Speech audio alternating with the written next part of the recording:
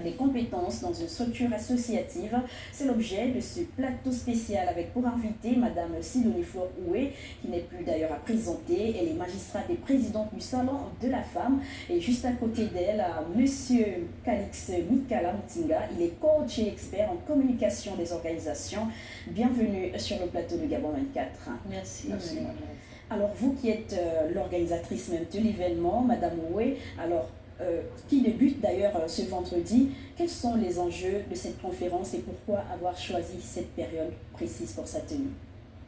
Non, la période importe peu, mais les enjeux sont tellement énormes et multiples.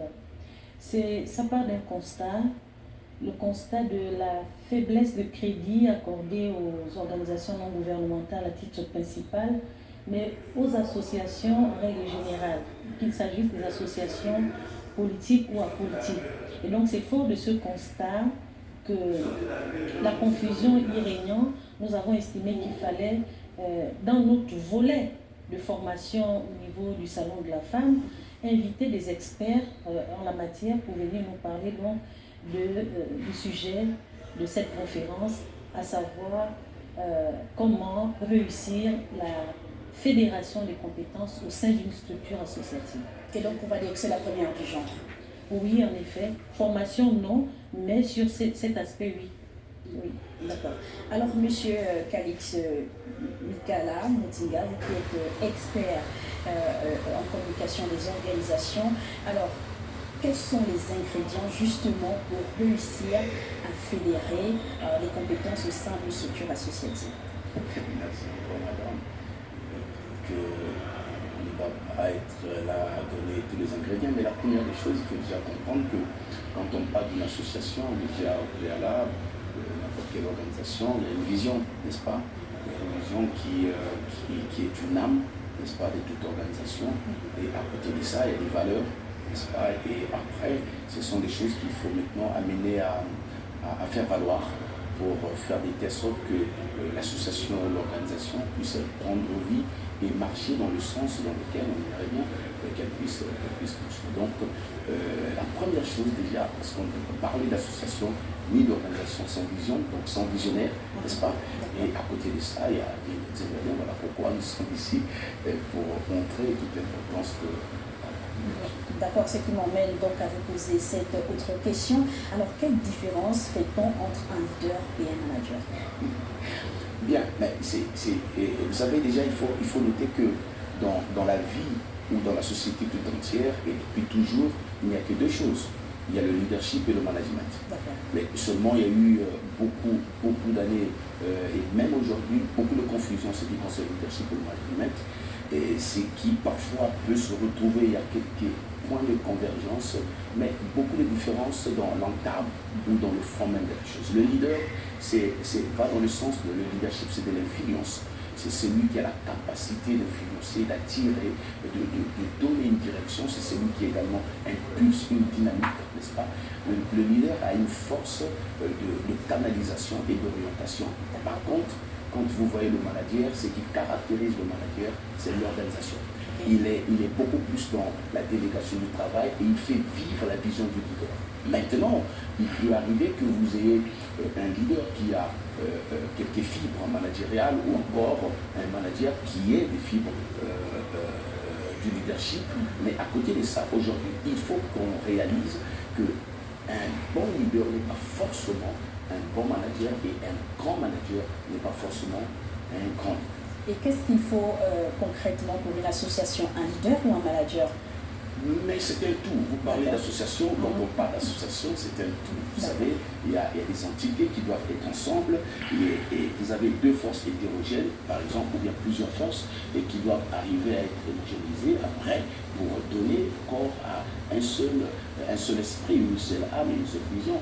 Et ça, donc on a besoin de tout et un tout bien agencé pour donner une association digne de son nom et aller vers là où on veut aller exactement.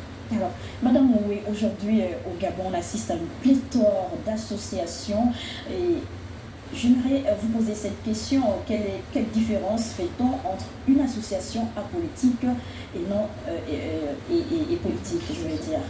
Je vous remercie, mais je voudrais d'abord et avant tout revenir sur la question du leadership et du management. Allez-y. C'est tellement important et c'est à ce niveau que notre conférence se focalisera pour que les gens comprennent en fait la différence qu'il y a et donc vont ensuite se comporter soit en leader, soit en manager. Déjà, il y a un leader. Le leader, c'est celui qui a la vision. Cette vision peut reposer sur la défense d'une cause. Et donc, le leader va mettre en place cette vision et il faudrait que le leader soit capable d'attirer à travers son discours et à travers son charisme suffisamment de monde, mais il ne peut pas mettre en pratique sa vision s'il n'a pas un manager. Même s'il est lui-même manager, ce n'est pas évident qu'il puisse regrouper toutes les compétences dont il a besoin pour l'organisation, pour la mise en place et la réalisation de sa vision. Il va donc être en mesure d'identifier les différentes compétences, ensuite les mettre ensemble pour faire, si vous voulez, la bonne chose et donc faire asseoir l'association et faire passer le message. Cela dit, vous m'avez posé la question de savoir la différence qu'il y a entre une association apolitique et une association politique. L'association apolitique vise la prise du pouvoir. L'association apolitique vise, en fait, si vous voulez, une activité, une participation dans la cité avec autour donc, de cette idée des êtres humains, des personnes qui vont animer, mais qui viennent avec un esprit complètement désintéressé, c'est-à-dire des volontaires qui se disent je veux participer à la vie de la cité, donc je mets mon expertise à la disposition du groupe pour pouvoir participer à la gestion de la société. En revanche, l'association politique vise la prise du pouvoir.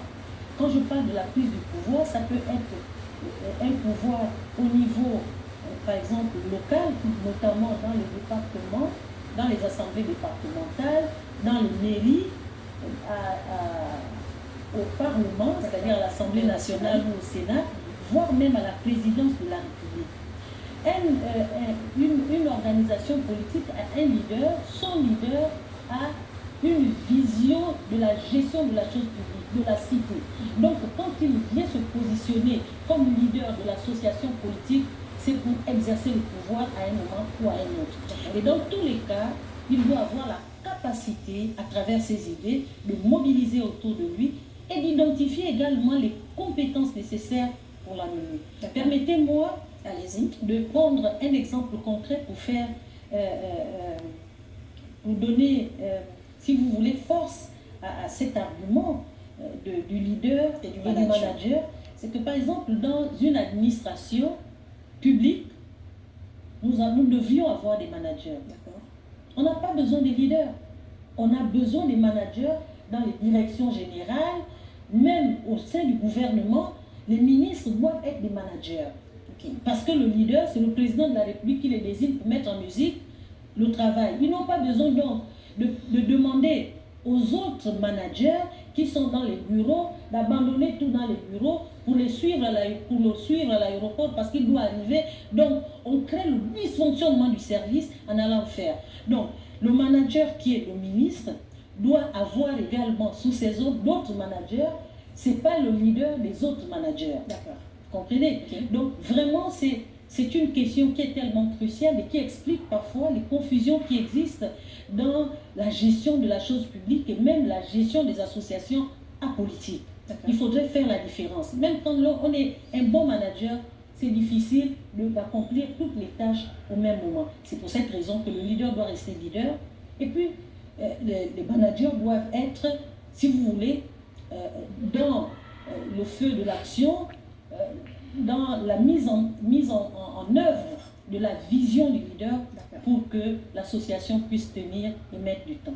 Alors, Monsieur Calix Mikala Mutinga, avec cette conférence, justement, vous êtes là pour mettre des mécanismes en place pour impulser justement la dynamique du management au sein des associations. Alors, pensez-vous que ces mécanismes, ces propositions que vous allez faire seront implémentées par d'autres associations au sortir de cette conférence. Mais bien sûr, l'objectif c'est même celui-là, c'est de faire des tests. Vous savez que vous pouvez commencer à implémenter, mais ça ne doit pas se faire de façon discontinue. Il faut que nous travaillions de façon soutenue parce que ce sont des valeurs que nous allons inculquer aux leaders et autres, pas seulement les leaders, les suiveurs, les membres des associations, pour faire des tests autres, qu'ils comprennent l'importance même d'une association dans une cité. Madame, vous venez de le dire, parce que ce soit du point de vue politique ou encore social, humanitaire et autres, politique, il faut que ça arrive. Et nous savons que l'impulsion qui est en train d'être libérée maintenant va porter du fruit,